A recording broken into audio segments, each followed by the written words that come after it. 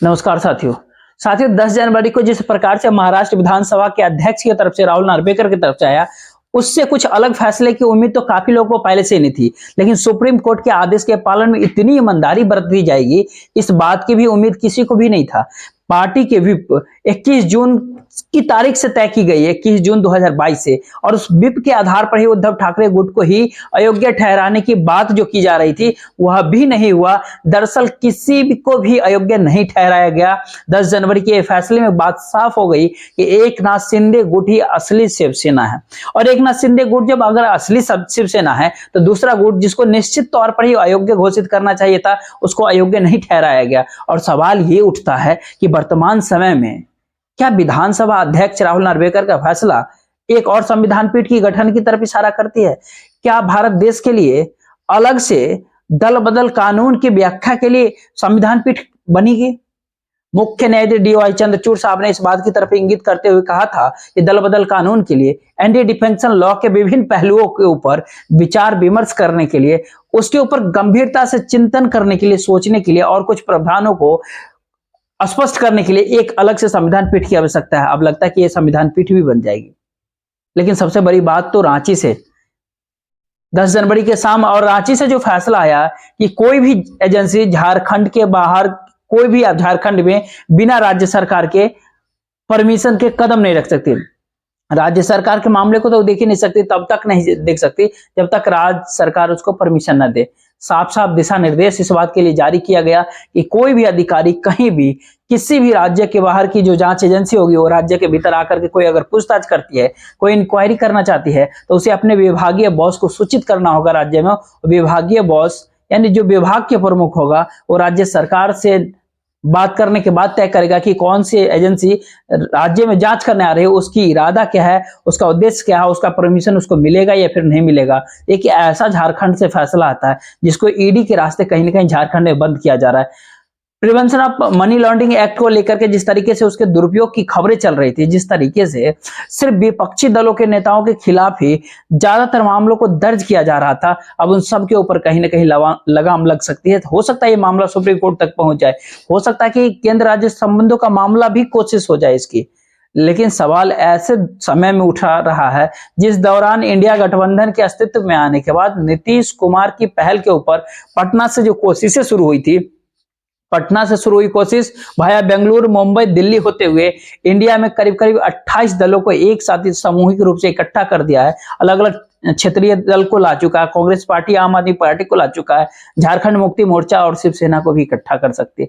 अब एनसीपी को भी ला चुकी है। शरद पवार, उद्धव ठाकरे, नीतीश कुमार, हेमंत सोरेन, ममता बनर्जी, सबके सब जब एक ही पायदान पे खड़े हैं, लालू यादव खड़े हैं, तेजस्वी यादव खड़े हैं, अरविंद केजरीवाल खड़े हैं, तो उस परिस्थिति में ईडी के ऊपर सीधे सीधे प्रहार करने के बाद जिस हिसाब से ईडी का प्रयोग किया जाता, जिस ईडी के हिसाब से, ईडी के सहारे महाराष्ट्र के भीतर चाहे एनसीपी को तोड़ने का मामला हो, शिवसेना को तोड़ने का मामला हो, ये सारी की सारी कवायदे की गई और उद्धव ठाकरे की सरकार को गिराया गया। हेमंत सोरेन की सरकार को गिराने की कवायद चल रही थी। उस कवायद के बीच एक बात और साफ होती है कि पूरी राजनीति अब जांच एजेंसियों के माध्यम से नहीं हो सकती। जो रास्ता हेमंत सोरेन ने दिखाया झारखंड के अंदर, उस रास्ते पर इंडिया गठबंधन के दूसरे मुख्यमंत्री भी चलते हुए अगर दिखाई पड़े, इस बात से कोई आश्चर्य नहीं होना चाहिए। जब इतने सारे मुख्यमंत्री इसी रास्ते पर चलेंगे तो फिर क्या करेगी ईडी और क्या करेगी सीबीआई? सीबीआई को कई राज्य पहले ही प्रतिबंधित कर चुका है। अब केवल हाई कोर्ट के आदेश से जो है, या फिर सुप्रीम कोर्ट के आदेश पर ही सीबीआई उन प्रतिबंधित राज्यों के भीतर जा सकते हैं जिन राज्यों के भीतर सीबीआई को प्रतिबंधित कर दिया गया है। अब ईडी के साथ भी झारखंड ने जो रास्ता दिखाया है वही होने वाला है। आगे से जो है कोई एकनाथ शिंदे किसी भी पक्ष शासित राज्य में ईडी के उपयोग या फिर दुरुपयोग के द्वारा पैदा किया जाएगा, इस तरह का गुंजाइश अब कम दिख रही है। क्या ऑपरेशन लोटस की गुंजाइश खत्म हो जाएगी? क्या मशीन के ऊपर मतदान की जो व्यवस्था है और जंतर मंतर के ऊपर जो हो रहा है उसको लेकर के जो आशंकाएं हैं, उन सारे आशंकाओं को क्या साबित करेंगे लोग? जो इच्छा शक्ति दिख रही है इसको लेकर के, उस इच्छा शक्ति को क्या दबा देने की प्रयास है या फिर इसको खत्म कर दिया गया है? ये सवाल एक ऐसे समय में उठाया जा रहा है जब लोकसभा चुनाव के करीब 100 दिन ही बचे हैं। लोकसभा चुनाव 100 दिन के आसपास ही बचे हैं, तो वो राजनीति का वो ढर्रा, वो इसी 3 महीने के भीतर उसी ढर्रे को अपनाएंगे जिस ढर्रे के ऊपर कई राज्यों के भीतर सरकारों को बनाने और गिराने का खेल चले। कर्नाटक के भीतर सरकार गिरा दी गई, वहां कुमारस्वामी जेडीएस और कांग्रेस की सरकार, महाराष्ट्र के भीतर महा विकास आघाड़ी की सरकार गिराई गई, कमलनाथ की सरकार गिराई गई, अरविंद केजरीवाल की पार्टी के 2 बड़े नेता पूर्व उप मुख्यमंत्री मनीष सिसोदिया और सांसद संजय सिंह दोनों जेल के भीतर हैं। सत्येंद्र जैन लंबे समय से जेल के भीतर है और जमानत पे अब बाहर आए थे। और जेल और जमानत का जो पूरा खेल है ना, वो ईडी के माध्यम से क्या सिर्फ उन्हीं विपक्षी नेताओं के पीछे लगेगा जो दल या फिर नेता इंडिया गठबंधन का हिस्सा बन जाए, जो भारतीय जनता पार्टी बीजेपी के खिलाफ खड़े हो जाते हैं।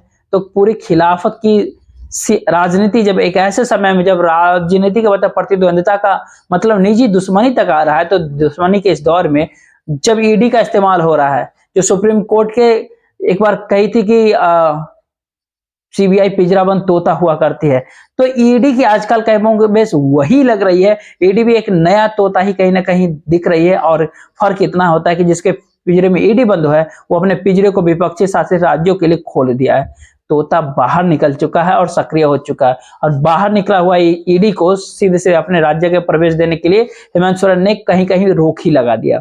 अब मामला जाएगा न्यायालय के भीतर, संविधान पीठ हो सकता है फिर से बैठ जाए। केंद्र राज्य संबंधों की व्याख्या जो सुप्रीम कोर्ट का जो ओरिजिनल वो उसको फिर से कहीं नहीं तय करने का नौबत है। सुप्रीम कोर्ट को व्याख्या इस बात को करना पड़ जाए। सुप्रीम कोर्ट को यह भी बात दिखेगा, जस्टिस डी वाई चंद्रचूड़ साहब को यह भी दिखेगा और तमाम न्यायाधीशों को अब यह भी साफ साफ दिखेगा कि दुरुपयोग कितने किए जा रहे हैं। और दुरुपयोग की पूरी जो डिफिनेशन चाहे संवैधानिक पदों के ऊपर बैठे हुए लोगों के द्वारा हो, चाहे ईडी के द्वारा हो, चाहे सीबीआई के द्वारा हो, चाहे इनकम टैक्स के द्वारा हो, चाहे दूसरे किसी भी जांच एजेंसी संस्थाओं के द्वारा हो, सारे दुरुपयोग के प्रयोग एक ऐसे समय में जब चलती हुई दिखती है जिस दौर में जनमत को प्रभावित करने का कोई रास्ता न मिलता देख लोग उसको राम में बनाने की प्रयास की जा रही है। राम भगवान के नाम पे उनमें प्राण प्रतिष्ठा के रूप में उस पे वोट की राजनीति की जा रही है। चारों दिशा के संग्रहाचार्य इस पे विरोध कर रहे हैं। ये तरीका प्राण प्रतिष्ठा का गलत है, इसके बावजूद भी राममय बनाने का प्रयास है। क्या हिंदुत्व वही है जो आरएसएस का है? क्या नागपुर के भीतर अब गुजरात के नेता हिंदू के कॉपीराइट ले लिए? इस सारे सवाल उस दौर में खड़े होते हैं जिस समय में राजनीति को अपने हिसाब से मिलाने मथने और किसी कथित बुद्धिजीवी पेपर में आर्टिकल लिख करके नए संविधान की जरूरत बताने के लिए बिल लोग लिख देते हैं। संवैधानिक पदे पर बैठे हुए लोग जो है केशवानंद भारती, जिसमें बेसिक स्ट्रक्चर के साथ कोई छेड़छाड़ नहीं होनी चाहिए, कि बाद में जिसमें कहा जाता है ना, उसको अप्रासंगिक बनाने की जो संवैधानिक संस्थाओं के भी असंवैधानिक पदों पर बैठे हुए लोग चले जाते हैं, तो आने वाले लोकसभा चुनाव इस भारत देश का भविष्य ही नहीं बल्कि पूरी दुनिया में लोकतंत्र का भविष्य तय करने की दिशा में आगे जाए। उद्धव ठाकरे सहानुभूति हासिल कर सकते, शरद पवार की पार्टी टूट गई, मराठा आरक्षण का फायदा और सहानुभूति दोनों उनको साथ मिल सकती है, दोनों का फायदा इंडिया गठबंधन को मिल सकता है। महाराष्ट्र के भीतर हेमंत सोरेन की दिखाई गई रास्ता, किसी भी राज्य के भीतर ईडी को अगर रोकना है तो कैबिनेट से प्रस्ताव पारित कर दो, और उससे भी अगर काम नहीं चलो तो असेंबली से पारित कर दो। ये पूरी राजनीति जब ऐसे दौर में चल रही है तो फिर क्या बिहार रास्ता निकालने से या फिर नया रास्ता कोई तय करने से भारतीय जनता पार्टी कोई चुप रह जाएगी, या फिर ईडी की धार क्या अब मुरझाते जा रही है? एक तरफ कहीं ना कहीं ईडी के ऊपर मुहर लग रही है, फिर महाराष्ट्र के अंदर एकनाथ शिंदे आज पूरे उस ईडी सरकार के भीतर कहीं ना कहीं महाराष्ट्र में भी मुहर लगते हुए दिख रही है। ईडी के ऊपर ईडी के इकबाल पर मोहर लगाने की जो जिम्मेदारी है जिनके बूते होती है, वो उन्होंने ईडी के इकबाल के ऊपर मोहर लगाने के बजाय ईडी का रास्ता जो है अवरुद्ध करने की दिशा में कदम बढ़ा रहा है। अब ये रास्ता कितनों दिनों तक अवरुद्ध रहेगा? हेमंत सोरेन 7 बार ईडी के सम्मन पे भी उपस्थित नहीं हुए, किसी को सम्मन उसके राज्य में जारी न किया जाए, राज्य से जुड़े हुए विषय पर कैबिनेट का फैसला लेकर के सामने आ गए। तेजस्वी यादव बिहार में लैंड फॉर जॉब मामले में बार बार ईडी के निशाने पे हैं, बार बार नोटिस किए जा रहे हैं, अरविंद केजरीवाल साहब को बुलाया जा रहा है।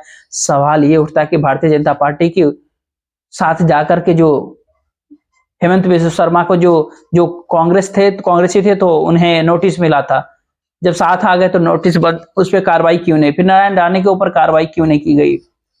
इस तरह के तमाम, छगन भुजबल पे भी कार्रवाई नहीं हुई, और अजीत दादा को बकौल अमित शाह जी जो है वो सही जगह पे आ गए।